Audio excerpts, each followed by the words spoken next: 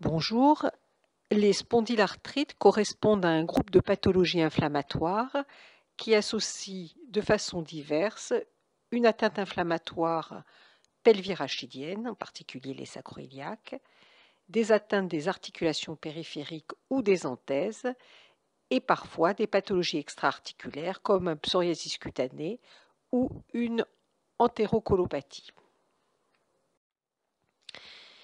Alors, il y a de nombreuses classifications qui ont été faites pour arriver au diagnostic des spondyloarthrites. Les trois premières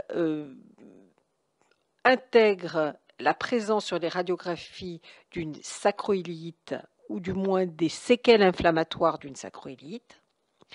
Et donc, vous voyez que si elle est suspectée, eh bien, il faut qu'elle soit des deux côtés, et si elle est certaine, on va le voir, un seul côté suffit. Et puis la dernière classification, la classification d'ASAS, Assessment of Spondyloarthritis International Society, y associe la possibilité de réaliser une IRM pour voir les lésions inflammatoires elles-mêmes des sacroiliaques. Alors, voici ce qu'on appelle une sacroïlite radiographique. Alors, bien sûr, vous n'avez pas à connaître tous les grades de la classification de New York. Néanmoins, je vous montre ici une sacroiliaque normale avec cet aspect fin régulier. Les contours de la sacroiliaque sont comme dessinés au crayon de façon nette. On regardera en particulier la partie inférieure, le pied de la sacroiliaque. Du côté droit, vous avez un grade 3, donc une sacroïlite avérée, avec un élargissement des sacroiliaques et un aspect irrégulier qu'on dit en timbre-poste. Ce sont des petites érosions multiples de l'ensemble de la sacroiliaque, qui sont les lésions structurales secondaires à l'inflammation. Et enfin, en bas, le grade 4 qui correspond à l'ankylose. On ne voit plus les sacroiliaques, elles ont disparu du fait des remodelages osseux secondaires à l'inflammation.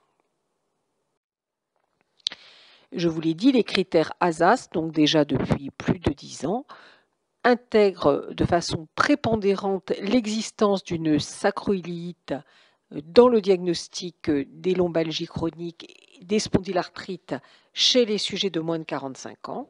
Et vous voyez que pour cette classification, on tient compte non seulement de la radiographie, et c'est ce qu'on vient de voir précédemment, mais également de l'IRM, et que le fait d'avoir cette sacroiliite est un facteur majeur associé à un autre élément que je vous ai listé en dessous. Alors, voici la sacroïlite radiographique. Vous voyez sur cet autre cas l'aspect vraiment irrégulier de la sacroiliaque. Et puis, pour que vous compreniez, une séquence IRM pondérée en T2 avec saturation de graisse, dans lequel on voit l'hypersignal de l'inflammation de part et d'autre des deux sacroiliaques chez ce patient. Au niveau du rachis, si l'on considère les signes structuraux, on va rechercher des syndesmophytes. Les syndesmophytes sont en fait des anthésites des vertèbres et il s'agit de rechercher des petits ponts osseux entre deux vertèbres à la périphérie du disque intervertébral qui sont fins, verticaux et qui sont relativement spécifiques d'une spondyloarthrite et qu'il ne faut pas confondre avec des ostéophytes.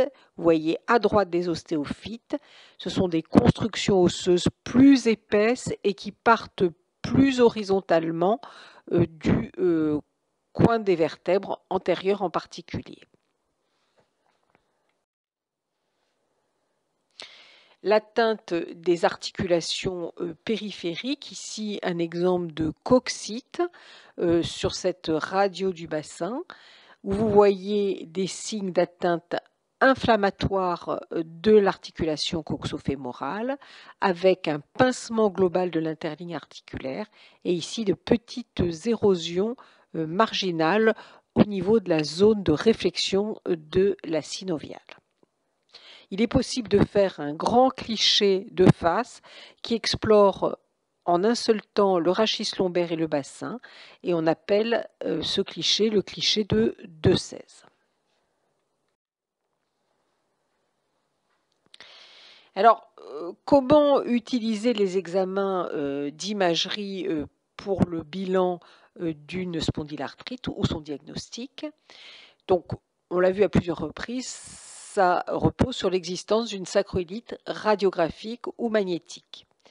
On va donc réaliser une radiographie du rachis en entier, de face, et ça peut être un cliché de 2,16, et de profil, et ainsi que des articulations sacroiliaques. Ça, c'est la chose à réaliser en première intention.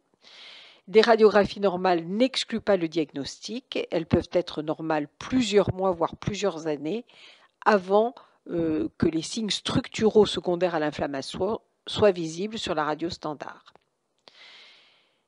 Si l'on suspecte cliniquement de façon forte une spondyloarthrite et qu'il n'y a aucun signe structuraux sur les radiographies standards, eh bien, c'est l'IRM de la colonne lombaire et surtout des sacroiliacs qu'il faut demander et qui va montrer, comme on l'a vu, des lésions inflammatoires au niveau des anthèses.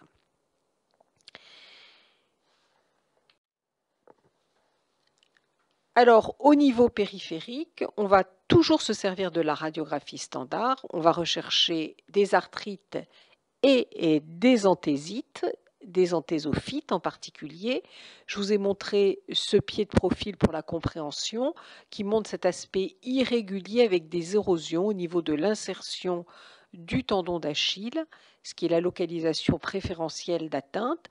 Et voyez également l'infiltration de la graisse du triangle de Cager au-dessus du calcanéum qui correspond à une inflammation autour de cette anthèse.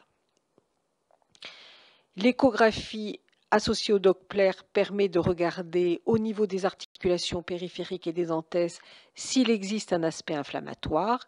Et également pour votre compréhension, voici une écho-Doppler d'un tendon et vous voyez la petite inflammation qui rentre dans la corticale.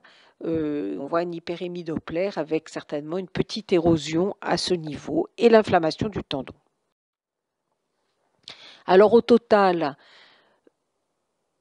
pour faire le diagnostic d'une spondyloarthrite, il faut rechercher les stigmates de l'atteinte inflammatoire qui est tardive au niveau des sacroiliacs et du rachis sur les radiographies de face ou de l'inflammation elle-même plus précoce grâce à une IRM.